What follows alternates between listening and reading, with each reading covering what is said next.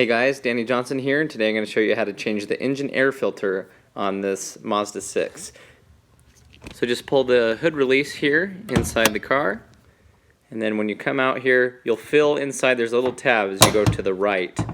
And as you move that tab over, you should be able to lift the hood straight up and then pick up the engine prop. And then just put it inside its little notch here.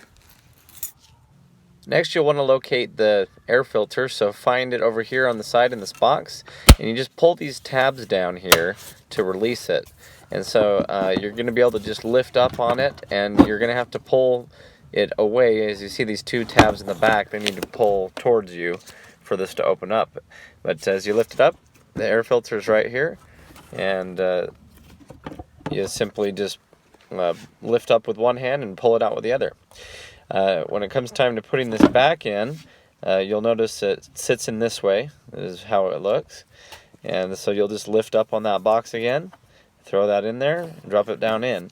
Next, you'll make sure that the box is seating properly, and you'll see these two tabs in the back. They need to go into the little notches first. So make sure that the tabs on the box go underneath that area there, if you can see where those tabs have gone back into the little notch, like so.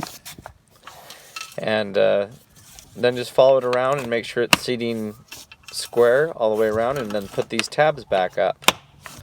Once you have them in place, just go around the air box itself all the way around and just make sure that there's no gaps, and you're done.